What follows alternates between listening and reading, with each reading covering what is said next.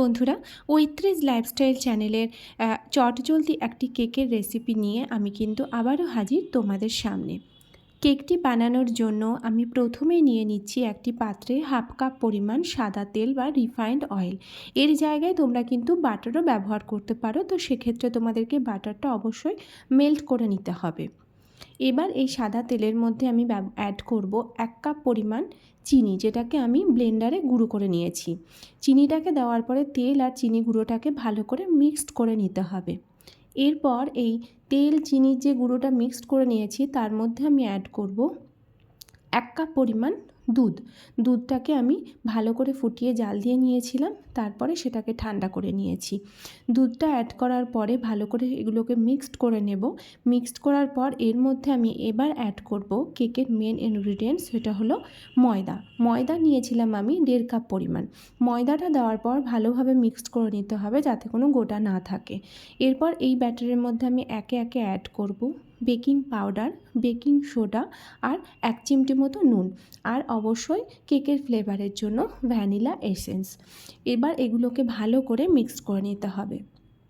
তোমরা যে পাত্রে কেকটা তৈরি করবে সেই পাত্রের গায়ে ভেতরের দিকে ভালো করে তেল বা বাটার লাগিয়ে নেবে। লাগিয়ে নেওয়ার পর ময়দাটা দিয়ে এইভাবে ভালো করে পাত্রের ভেতরটাতে ঘুরিয়ে নেবে। এরপর ব্যাটারটার মধ্যে আমি কিন্তু ছোট ছোট টুকরো করে কাটা মোরব্বা, টুটি ফ্রুটি আর কাজু কিশমিশ আমি ড্রাই ফ্রুটসের মধ্যে ব্যবহার করেছি।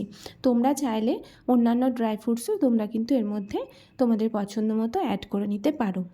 এরপর যে পাত্রে কেকটা হবে তার মধ্যে আমি কিন্তু আস্তে আস্তে দেখো ব্যাটারটা ঢেলে দিচ্ছি। ব্যাটারটা এরকম টাইপের হবে যাতে খুব পাতলাও না হয়, খুব বেশি গাঢ়ও না হয়। তারপর ওপরে কিছুটা আমি রেখে দিয়েছিলাম টুটি ফ্রুটি আর মোরব্বা, সেগুলোই দিয়ে দিলাম, আর দিয়েছিলাম কাজু আর কিশমিশ যেগুলো রেখে দিয়েছিলাম। টুটি ফ্রুটি আর মোরব্বাতে হালকা একটু ময়দা মাখিয়ে নেবে, তাতে কি হবে ওগুলো একদম না হলে তলাতে না হলে নিচে চলে যাবে। তো ময়দাটা লাগিয়ে নিলে না যে জিনিসটা বেশ যে তোমরা যেভাবে মেশাবে বা উপরে দিলে এটা উপরে কিন্তু থেকে যাবে।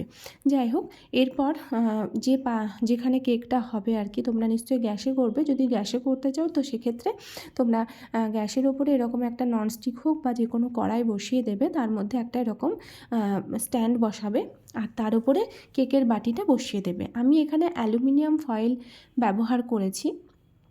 তোমরা যদি কেউ অ্যালুমিনিয়াম ফয়েল না পাও তার সেক্ষেত্রে তোমরা কিন্তু পেপারও ব্যবহার করতে পারো, তবে পেপারটাকে ভালো করে সুতো দিয়ে পাত্রের সঙ্গে বেঁধে বা আটকে দেবে।